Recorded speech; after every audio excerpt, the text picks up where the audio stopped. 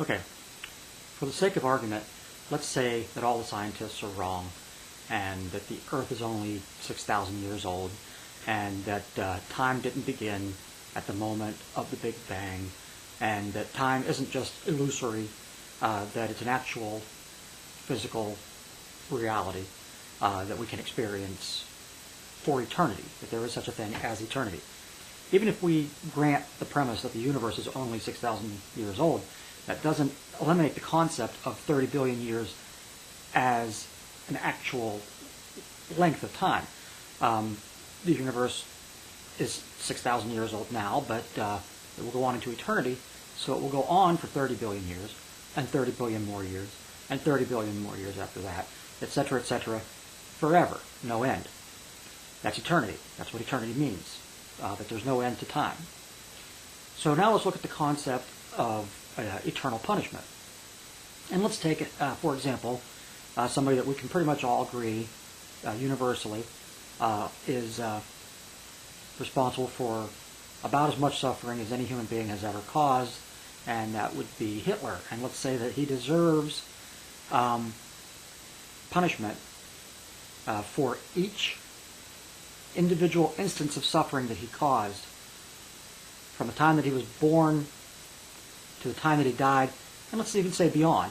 Let's say that the grandchildren of the people that he caused to suffer are suffering because of what he did, and he deserves punishment for those.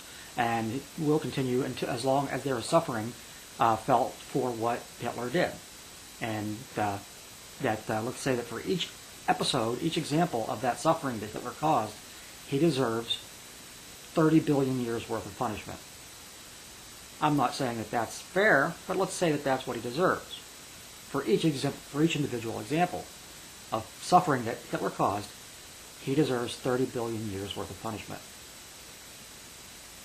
That's not eternity. Eternity is longer than that. So let's say he deserves twice that, 60 billion years worth of punishment for each example. That's not eternity. Eternity is longer than that.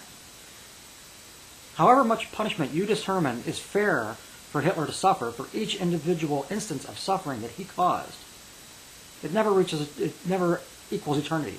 Eternity is always going to be longer than what that amounts to, what that totals. Now let's no longer look at Hitler. Let's look at me. The worst thing I've ever done, let's say, as far as punishment and deserving punishment in hell, the worst thing I've ever done is not believe in God. Do I deserve the same punishment that Hitler deserves for that one transgression? Especially since Hitler could help what he did. I can't help that I don't believe in God. I just don't believe in God. It's not that I choose not to believe in God. I've actually considered the issues, looking for reasons to believe in God, and they aren't there, as far as I can see. So I can't believe in God. Do I deserve the same eternal punishment, the same length of eternity? That's what the Bible claims. That's what Christianity claims. That's what you, if you're a Christian, believe. I deserve that punishment, that same punishment that Hitler deserves. And Hitler doesn't deserve it. So how could I? Think about it. Thank you.